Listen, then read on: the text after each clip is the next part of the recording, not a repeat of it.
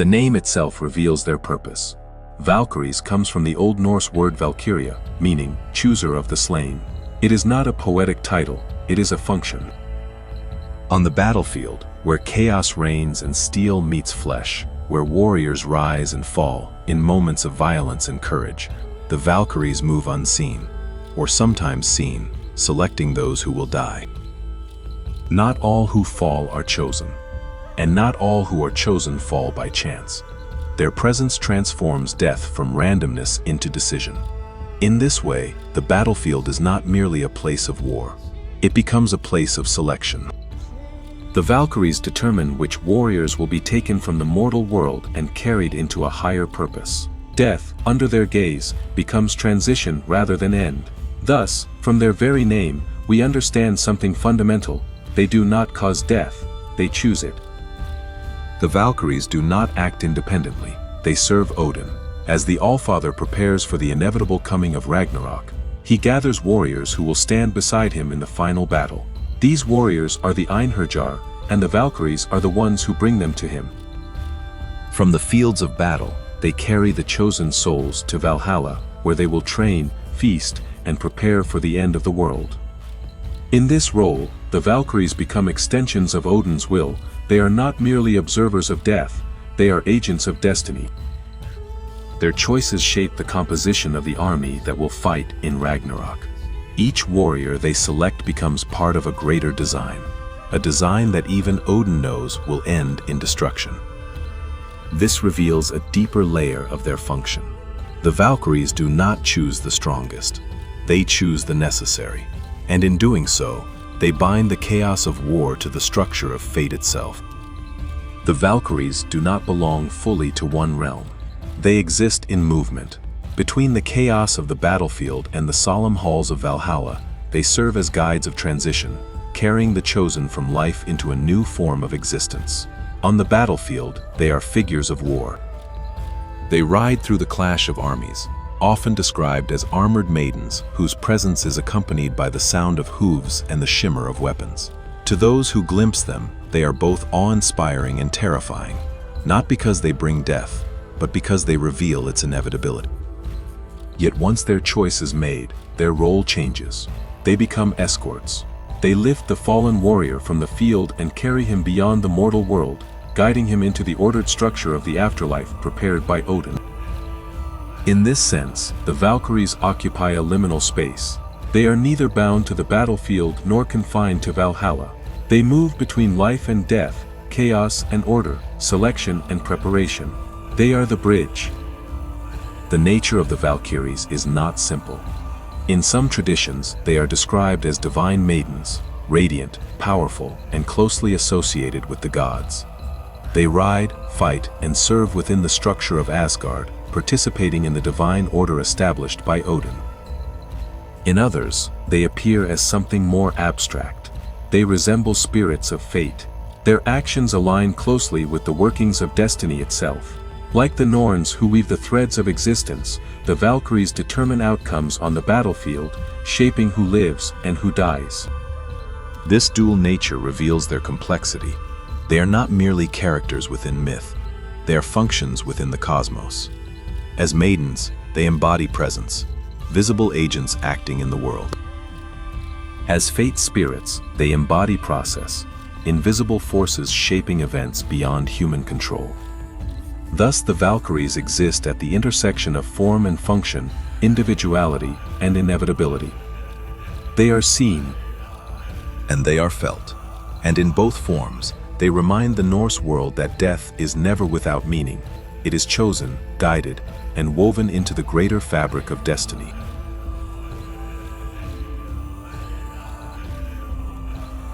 On the battlefield, death is constant. But in the Norse world, it is not without order. Amid the clash of steel and the cries of warriors, the Valkyries move with purpose. They do not strike, they do not interfere with the flow of battle. They decide. From among the fallen, and sometimes even before the final blow is struck, they choose those whose deaths will carry meaning beyond the moment. These warriors are not selected at random, they are chosen according to fate. Each selection shapes the future. The warriors taken are destined to become part of something greater than their mortal lives, participants in the final struggle that awaits the gods themselves. This act transforms the battlefield. What appears as chaos becomes structure. What appears as loss becomes selection. Through the Valkyries, death is given direction. Once the choice is made, the role of the Valkyries shifts. They become guides. The fallen warrior is lifted from the battlefield and carried beyond the mortal realm. The journey is not described as descent into darkness, but as passage into a higher order of existence. The destination is Valhalla. There, under the rule of Odin, the chosen warriors, the Einherjar, prepare for the inevitable coming of Ragnarök. The Valkyries serve within this hall as well. They present the warriors to Odin, serve them in the great feasts, and remain part of the structure that sustains their new existence. Their role does not end with the journey, it continues within the afterlife. Thus the Valkyries are more than agents of death. They are custodians of transition. They ensure that those who are chosen do not simply fall into silence, but are carried into a purpose that extends beyond their mortal end. Within Valhalla, the role of the Valkyries does not end with the journey from the battlefield. It deepens. The warriors they have chosen, the Einherjar, do not rest in passive eternity. Each day they rise, train, and fight, preparing for the final battle that awaits them at Ragnarök. And within this cycle of combat and renewal, the Valkyries remain present. They serve the warriors in the Great Hall. They bring drink and food. They move among the Einherjar, not as distant figures, but as constant companions within this sacred preparation. This service is not subservience, it is participation. The Valkyries sustain the warriors just as they once selected them. They ensure that the Einherjar remain ready, physically, spiritually, and symbolically, for the role they will one day fulfill. In this way, Valhalla becomes more than an afterlife, it becomes a place of continuous readiness. And the Valkyries are integral to that readiness. Not all who are chosen by the Valkyries are brought to Valhalla. Some are taken to another realm. This realm is Folkvanger, the domain of Freya. Freya, like Odin, receives the fallen. In many traditions, she claims half of those who die in battle, while the other half are taken to Valhalla. This division reveals an important aspect of Norse cosmology. The afterlife of warriors is not governed by a single authority. It is shared. The connection between the Valkyries and Freya further deepens their nature. Freya herself is associated with war, death, and the mystical forces of fate and magic. Her domain in Folkvanger represents another dimension of the afterlife, one that complements the martial preparation of Valhalla. Thus, the Valkyries operate within a broader system. They serve Odin, they are connected to Freya, they move between realms that shape the destiny of the fallen. Through this network, the afterlife becomes not a singular destination but a structured continuation of purpose, guided by divine forces that extend beyond a single hall or a single god.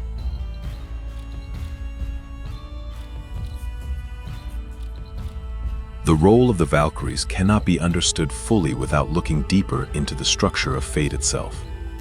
For behind every battlefield, behind every decision of life and death, lies the greater weaving of destiny carried out by the Norns. These beings, Urd, Verdandi, and Skuld, shape the threads of existence at the roots of Yggdrasil. Their work determines not only the fate of individuals but the unfolding of the cosmos itself. The Valkyries operate within this system. They do not stand above fate, they enact it. Their selections on the battlefield align with the threads already woven by the Norns. When a warrior is chosen, it is not an arbitrary act of preference, it is the visible execution of a deeper design. In this way, the Valkyries become extensions of fate in motion. Where the Norns weave, the Valkyries apply. Where destiny is formed, they bring it into reality. In the Norse imagination, the outcome of battle is never determined solely by strength or strategy. It is woven. The Valkyries are often described as riding across battlefields not only to select the fallen but to influence the very course of the conflict. They move through the chaos unseen, shaping which warriors stand and which fall. Their presence turns war into something more than human struggle. It becomes an extension of cosmic design. Some traditions even describe them weaving the outcome of battle as if it were cloth, using weapons as threads and warriors as elements within a larger pattern. Victory and defeat are not accidents. They are expressions of fate. Through the Valkyries, the battlefield becomes a place where destiny is revealed in real time. Every strike, every fall, every moment of triumph or collapse reflects a pattern that has already been set into motion. Thus, war in the Norse world is not merely conflict, it is manifestation. And the Valkyries stand at the center of that manifestation, ensuring that the chaos of battle aligns with the deeper order of the cosmos. Within the Norse cosmos, fate is not an abstract idea. It is a force in motion. This force is known as Weird, the ever-unfolding web of actions, consequences, and inevitabilities that shape the destiny of all beings. The Valkyries act within this web, not as creators, but as instruments. They do not design fate, they execute it. Each choice they make on the battlefield aligns with threads already woven by the Norns. Yet their role is not passive. They are the moment where destiny becomes visible, the point where the unseen pattern manifests in reality. Through them, Weird moves from abstraction into action. A warrior falls, another survives. An outcome takes form. These are not isolated events, but intersections within a vast design. The Valkyries ensure that these intersections occur as they must. In this sense, they are not merely servants of Odin, they are agents of inevitability. In many traditions, death is seen as an ending. In the Norse world, it is transformation. When the Valkyries choose a warrior, they do not extinguish his existence. They redirect it. The battlefield becomes a threshold, a point of passage from one state of being into another. The chosen do not disappear, they ascend into purpose. Carried to Valhalla or to the fields of Folkvanger, they enter a new phase of existence defined by preparation, continuity, and destiny. Thus, death is not random loss. It is selection. It is movement from the temporal into the mythic. The Valkyries stand at this threshold, ensuring that the passage is not chaotic but ordered. They transform the violence of war into a structured transition, guided by forces greater than individual life. In doing so, they redefine the meaning of mortality. To fall in battle is not merely to die, it is to be chosen.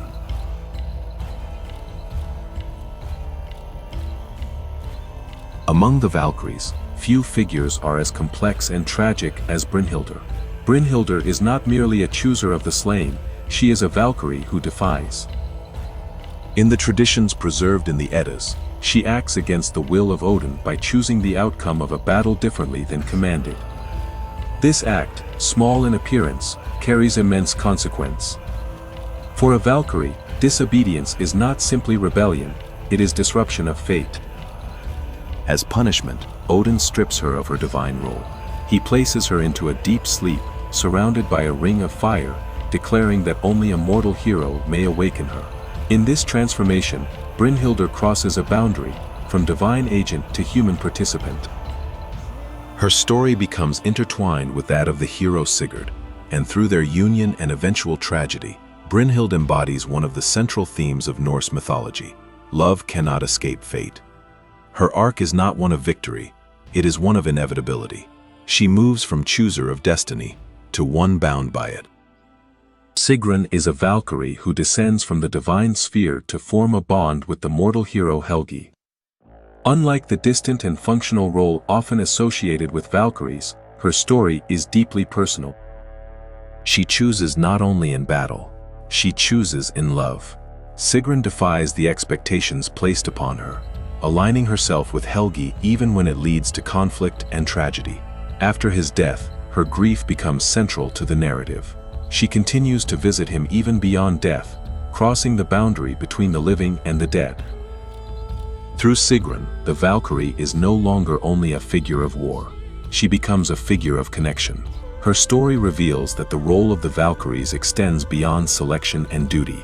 They are capable of attachment, loyalty, and emotional depth, qualities that complicate their place within the cosmic order.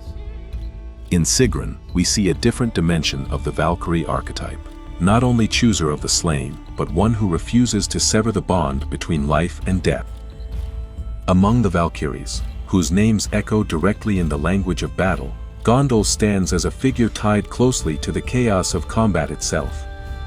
Her name is often associated with battle fury or the supernatural state of heightened aggression that overtakes warriors in the heat of war. In the poetic sources, Gondul is not depicted as a distant observer. She is present within the conflict. She moves through the battlefield, influencing its intensity, stirring the momentum of war and guiding its outcome. In some accounts, she is linked to moments where the tide of battle shifts suddenly, when courage surges or collapse begins. Gondul therefore represents a specific dimension of the Valkyrie role, not only the chooser of the fallen, but the one who ignites the conditions under which warriors fall. Her presence transforms battle from simple clash into something charged with divine influence, where emotion, violence, and destiny converge. If Gondul embodies the fury of battle, Skogul represents the act of selection within that chaos. Her name is often connected to meanings such as shaker or one who causes disturbance, suggesting movement, disruption, and decisive action in the midst of conflict. In the mythological sources, Skogul appears among the Valkyries who actively choose the slain, determining which warriors will fall and which will survive. She is not defined by personal narrative like Brynhildr or Sigrun, but by function. She acts. She selects. She enforces the outcome of battle as aligned with fate. Through Skogul, we see the core identity of the Valkyries in its purest form. She does not hesitate. She does not question. She fulfills the role assigned within the structure of destiny. Her presence reminds us that within the Norse worldview, battle is not decided solely by human effort. It is shaped by forces that operate beyond human control. And the Valkyries, figures like Skogul, stand at the center of that unseen influence. Among the Valkyries, Hildr embodies war in its most cyclical and relentless form. Her name itself simply means battle, but her significance goes far beyond the word. In the myth of Jadningavik, the eternal battle, Hild plays a unique role. Each day, warriors fight and fall. Each night, she restores them to life, only for the battle to begin again at dawn. Through this cycle, Hildr transforms war into repetition, conflict without resolution, struggle without end. She is not merely a chooser of the slain, she is a sustainer of battle itself. Her presence reveals a deeper truth within Norse cosmology. War is not always a path toward victory or conclusion. Sometimes it is an enduring condition, a cycle that repeats beyond individual lives. In Hildr, the Valkyrie becomes something more than selector. She becomes perpetuator. In contrast to more prominent figures, Hrund appears in the sources with far less narrative detail.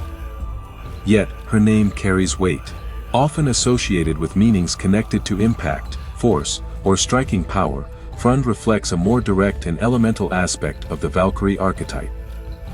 She represents the moment of collision, the instant when battle reaches its decisive point.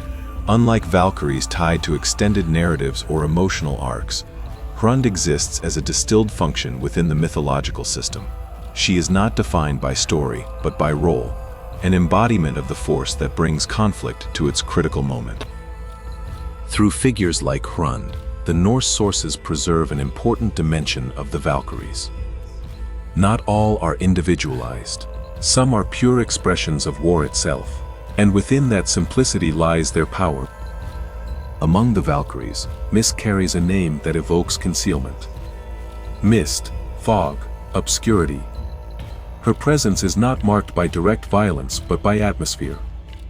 In the chaos of battle, where visibility fades and certainty dissolves, Mist represents the veil that covers the field. Through her, war becomes uncertain. Shapes blur, intentions become hidden. The warrior does not always see what approaches. This symbolism reflects an important aspect of the Norse worldview. Battle is not fought in clarity alone. Confusion, disorientation, and unseen forces shape its outcome just as much as strength and skill. Mist does not strike, she obscures, and in that obscurity, fate moves unseen. Where mist conceals, Rhoda embodies movement and upheaval.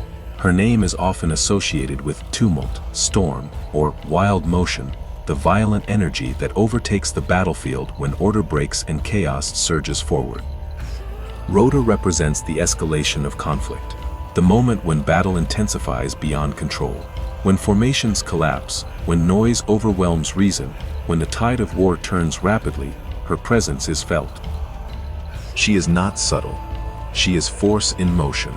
Through Rhoda, the Valkyries are revealed not only as selectors of the fallen, but as participants in the unfolding of battle's energy itself. She embodies the surge that drives warriors into decisive moments, moments where fate is fulfilled. Thus, alongside Mist, she completes another layer of the Valkyrie archetype. One veils the battlefield, the other unleashes it. Among the Valkyries, Regenleaf stands as a figure closely tied to divine authority. Her name can be understood as power of the gods, or inheritance of the divine, linking her directly to the authority of the Aesir, and, above all, to Odin. Regenleaf represents the aspect of the Valkyries that does not merely act within battle but channels divine will into it. Her presence suggests that the outcomes of war are not only shaped by fate but by the intention of the gods themselves. She embodies the transmission of that intention, the moment when divine authority manifests in mortal conflict. Through her, the battlefield becomes extension of the divine order. Victory and death are no longer isolated events. They become expressions of a higher structure. Regenleaf reminds us that the Valkyries are not separate from the gods. They are instruments through which divine power is applied. If Regenleaf reflects divine authority, Gerahod embodies the precision of war itself. Her name is associated with the spear, the most iconic weapon of Norse battle and a symbol deeply connected to Odin. The spear does not represent brute force alone. It represents direction, focus, intent. Gerahod, therefore, stands as a Valkyrie of decisive action. She is linked to the moment when a strike is made, when a decision becomes irreversible, when fate is executed through a single, precise act. In her, the chaos of battle narrows into clarity. A single motion, a single outcome. Through Gerahod, we see how the Valkyries operate not only across the battlefield as a whole, but within its smallest, most critical moments. Where Regenleaf channels divine will across the conflict, Gerahod embodies the exact point where that will takes form. Among the Valkyries, Rangreid carries a name deeply tied to the instruments of war. Rand refers to the shield. Greed evokes force, urgency, or fierce movement. Together, her name suggests shield breaker or fury of the shield. Rangreid represents the moment when defense fails. On the battlefield, the shield is the last barrier between life and death. It is protection, structure, and resistance. But every defense has a limit. Rangreid embodies the force that overwhelms that limit. When she moves, protection gives way. The warrior who believed himself secure finds that the boundary between survival and death has been crossed. Through her, the Valkyries are shown not only as selectors of the fallen, but as agents of inevitability, those who mark the precise moment when resistance is no longer enough. If Rangreid represents the breaking of defense, her future embodies constraint itself. Her name can be interpreted as army fetter or one who binds warriors. This suggests a power not of impact, but of restriction. Her future represents the unseen force that halts movement, that traps warriors within the unfolding pattern of fate. In the chaos of battle, where speed and strength dominate, she introduces limitation. A warrior may find himself unable to escape. An army may become entangled in circumstances beyond control. This is not weakness. It is destiny asserting itself. Through her future, the Valkyries reveal that battle is not only about motion and force, but also about constraint. Victory and defeat as much by what cannot be done as by what can. Thus, alongside Rangreid, she completes another layer of the Valkyrie function. One breaks the shield, the other binds the warrior, and between those two moments, fate is fulfilled. Among the Valkyries, Geirrönnur carries a name rooted in one of the most defining symbols of Norse warfare. Geir means spear, a weapon sacred to Odin, used not only in battle but in ritual, to mark sacrifice and dedication to the divine. Geirrönnur represents the act of sending forth the spear, not merely the weapon itself, but the release. The moment when intention becomes action. In the flow of battle, this is the instant where decision turns into consequence. There is no hesitation, no reversal. Once the spear is cast, fate moves forward. Through Geirrönnur, the Valkyries embody the irreversible nature of certain choices. War is not only a series of movements, it is a series of commitments. And some commitments cannot be undone. If Geirrönnur represents decisive action, Hervor Alvidr introduces a more complex and human dimension to the Valkyrie archetype. The name Alvidr suggests all-wise or deeply knowing, indicating a connection to knowledge beyond simple participation in battle. Hervor appears in heroic traditions not only as a Valkyrie, but as a figure capable of interaction with the human world in more intimate ways.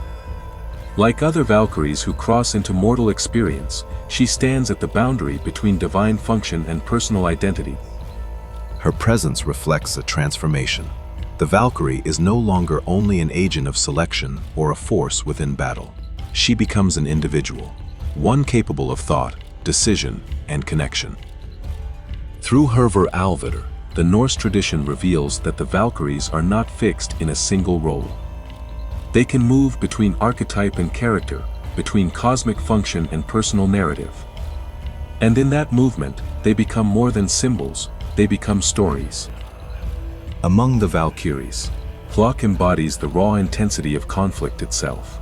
Her name is often translated as battle noise or the clash of weapons. She is not defined by a single action, she is defined by atmosphere. Hlokk represents the overwhelming sensory force of war, the ringing of steel, the cries of warriors, the thunder of impact as armies collide. In her presence, battle is not a distant event, it becomes immediate, total, unavoidable. Through her, the Valkyries are shown not only as selectors or guides, but as embodiments of war's experience. She reflects how battle consumes perception, how it surrounds the warrior until there is nothing but motion, sound, and survival. Hlokk is not the moment of death, she is the environment in which death becomes inevitable. If Hlokk represents the noise of battle, Kara embodies movement beyond the battlefield. Kara is often associated with wind, an invisible force that moves swiftly across the world, unseen yet deeply felt. In heroic tradition, she is connected to the warrior Helgi, whom she protects and accompanies. Unlike many Valkyries whose role remains bound to selection and fate, Kara enters into a more personal relationship with the mortal world. She chooses not only the fallen, she chooses allegiance. Her presence in battle is not limited to observation or decision. She actively aids, shields, and influences the outcome in favor of the one she has chosen. Through Kara, the Valkyrie becomes something more than an agent of destiny, she becomes a participant. Her story reflects a shift from cosmic function toward individual connection, from embodiment of fate to companion within it. And in that shift, the Valkyrie reveals yet another layer of her nature, not only chooser of the slain, but ally of the living. Among the Valkyries, Sangreithr carries a name that suggests something uncompromising. True battle, or battle in its most direct, unfiltered form. Sangreid represents conflict stripped of illusion. There is no glory without consequence, no heroism without cost.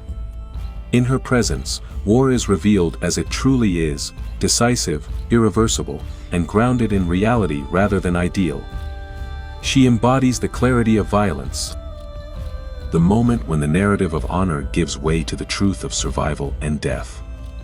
Through Sangreid, the Valkyries reveal that battle is not shaped by perception alone, but by outcomes that cannot be altered once they occur.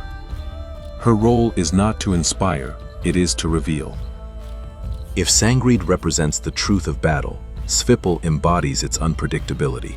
Her name is often associated with change, shifting, or sudden transformation. Svipul represents the turning point, the instant when the expected outcome is overturned. In the flow of battle, where momentum seems fixed, she is the force that alters it. Victory becomes defeat, defeat becomes survival, the pattern shifts, and with it, the fate of those involved. Through Svipul, the Valkyries are shown as agents not only of destiny but of its unfolding variability. Fate may be woven, but its manifestation is dynamic. It moves, it adapts, it surprises. Thus Svipul embodies the fluid nature of weird, the understanding that while certain outcomes are inevitable, the path toward them is never static. And in that shifting path, she ensures that battle remains a place where destiny reveals itself through change. Among the Valkyries, Thrima carries a name associated with force, noise, and the overwhelming pressure of battle. Her presence evokes the moment when combat becomes more than individual struggle, shields crash, spears break, horses scream, the battlefield itself seems to roar. Thrima represents battle as thunderous momentum. She is not remembered through a long personal story, but through the meaning carried by her name. Like many Valkyries preserved in the poetic lists, she embodies a specific quality of war. Not the strategy, not the aftermath, but the sheer intensity of collision. Through Thrima, battle becomes sound and force made divine. If Thrima is noise, Thogn is silence. Her name is associated with quiet, stillness, or silence, a striking contrast among figures so closely tied to war. But silence also belongs to the battlefield. It comes before the charge. It follows the final blow. It settles over the fallen. Thogn represents the stillness surrounding death, the moment when violence ends and fate has already chosen. Through her, the Valkyrie archetype gains another layer. War is not only fury and movement. It is also the silence after selection, when the slain lie still and the chosen are carried beyond the mortal world. Thrima and Thogn together reveal the full rhythm of battle, the roar, and the silence that follows.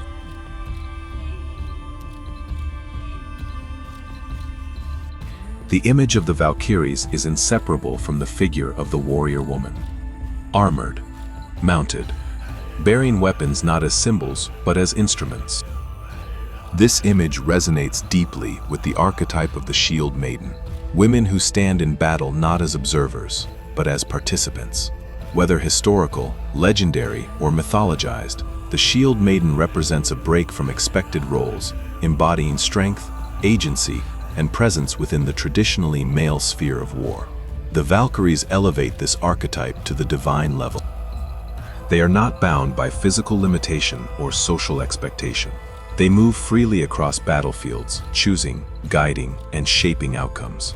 Their authority does not come from inheritance or hierarchy, but from function within the cosmic order.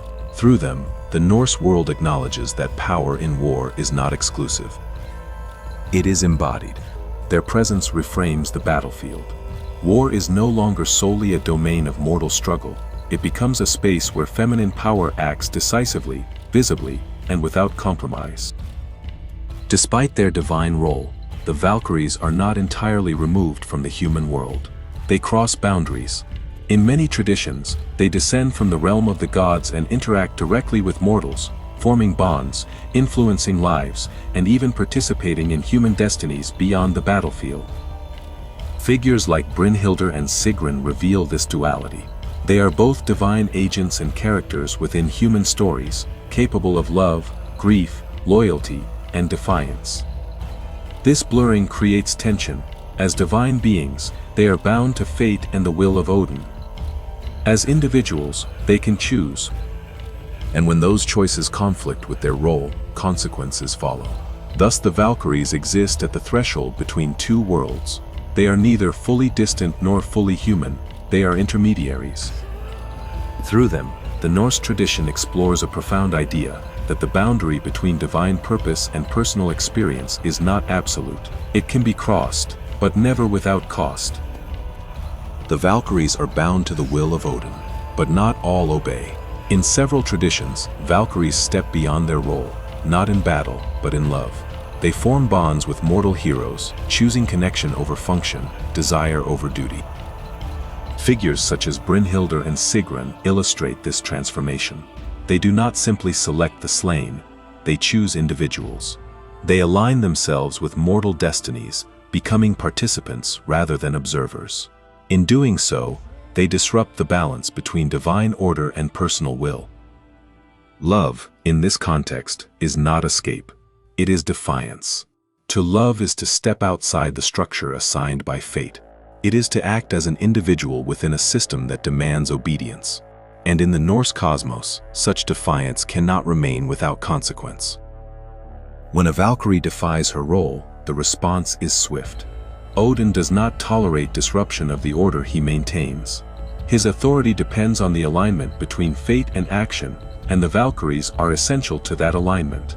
Thus punishment follows. A Valkyrie who disobeys is stripped of her divine status. She is cast out from her role, often placed into a state of vulnerability within the human world. In the case of Brynhildr, this punishment takes the form of enchanted sleep, surrounded by fire, awaiting a mortal to awaken her.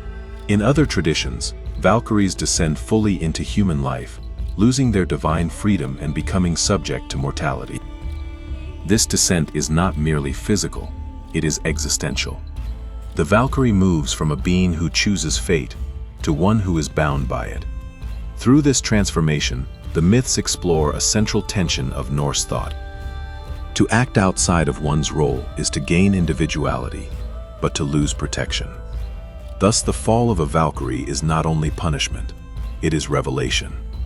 A transition from divine function to human experience, where love, loss, and consequence unfold without the certainty of fate to guide them.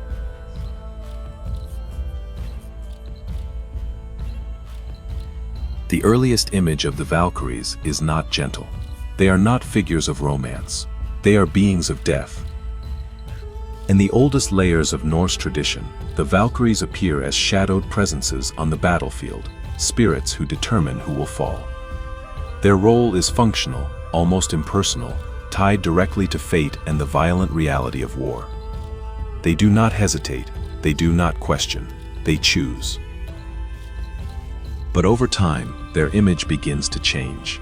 As the myths evolve and are retold through poetry and heroic legend, the Valkyries gain individuality. They are given names, personalities, and stories. They form bonds, experience love, and act with emotional depth. Figures like Brynhild become central not because of their role in battle, but because of their tragic human experiences. This transformation reflects a broader shift. From archetype to character, from force to individual, the Valkyrie evolves from a distant agent of death into a figure capable of connection, conflict, and emotion. A being who can suffer as much as she can choose.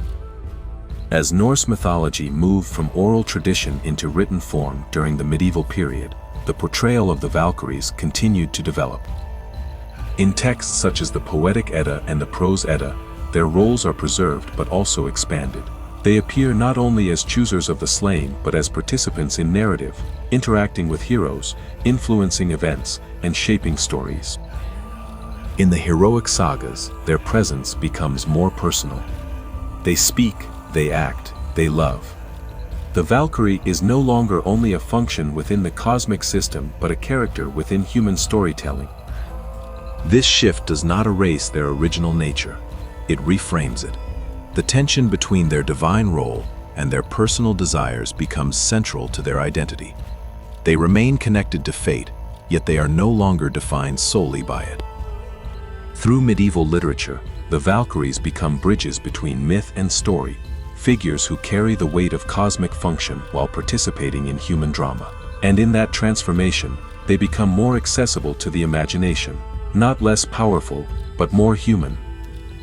The image of the Valkyries did not remain confined to ancient texts. It was reshaped, reimagined, reintroduced to the modern world through the work of Richard Wagner.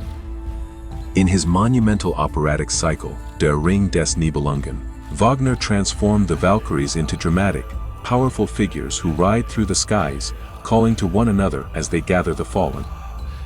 The famous Ride of the Valkyries became one of the most iconic representations of these beings, emphasizing movement, power, and presence.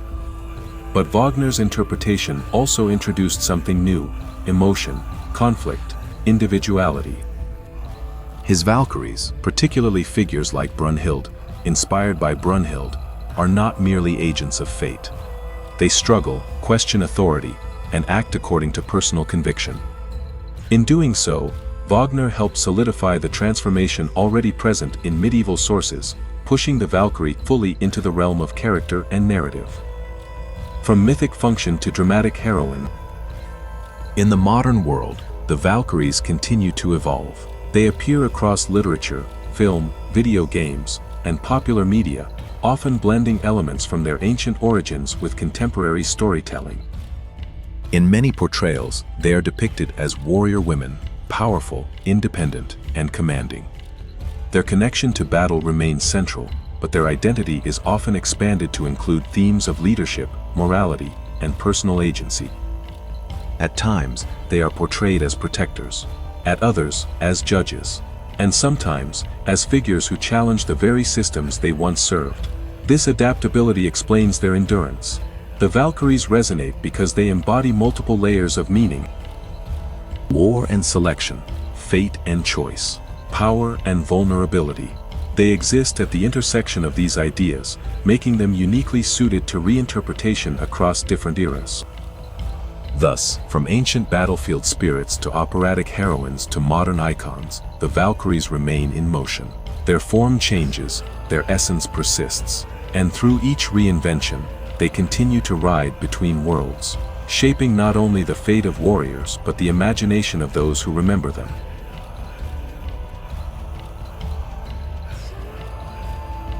Across the battlefields of the Norse world, where chaos seems to reign without order, there move unseen figures who give structure to what would otherwise be meaningless destruction. These are the Valkyries. They are not merely witnesses to war, they are its hidden guardians. Each warrior who rises to fight carries the weight of potential, not only in life, but in death. The Valkyries ensure that this potential is not lost. They select those whose fall will serve a greater purpose, shaping the composition of the forces that will one day stand at Ragnarök.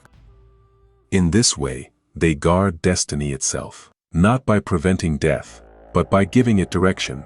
Through their choices, the chaos of battle becomes part of a larger design, one that extends beyond individual lives into the fate of the cosmos.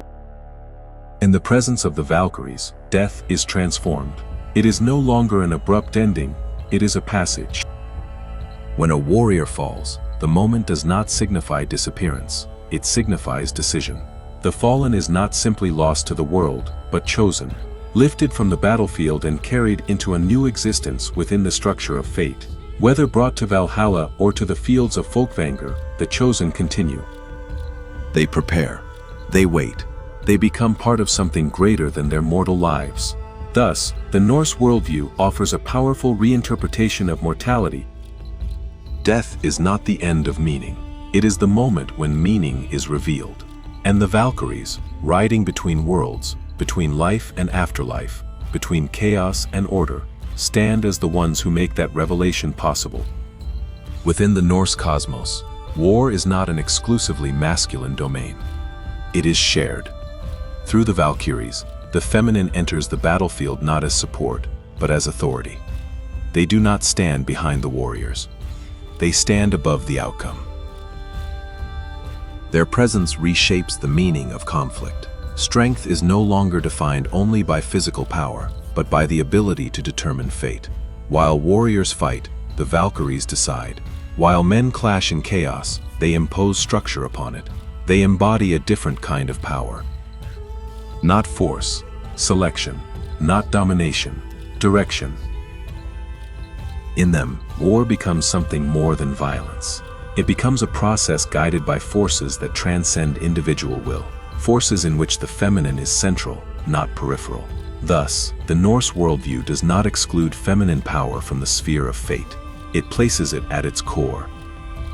The enduring power of the Valkyries lies in their complexity. They are not singular in function. They are not limited to one role. They exist simultaneously as warriors, guides, fate-bearers, and individuals capable of defiance and transformation. They choose the fallen, yet they can fall themselves into love and consequence. They serve Odin, yet they can challenge his will. They embody destiny, yet they experience it. This tension makes them enduring. They reflect the same contradictions that define the Norse cosmos itself: order and chaos, duty and desire, inevitability and choice. Because of this, they continue to resonate. Across time, across cultures, across reinterpretations, the Valkyries remain powerful not simply because of what they do, but because of what they represent. The intersection of life and death, the meeting point of war and meaning. The presence of choice within fate itself. And in that intersection, they continue to ride, shaping not only the destiny of warriors, but the imagination of the world.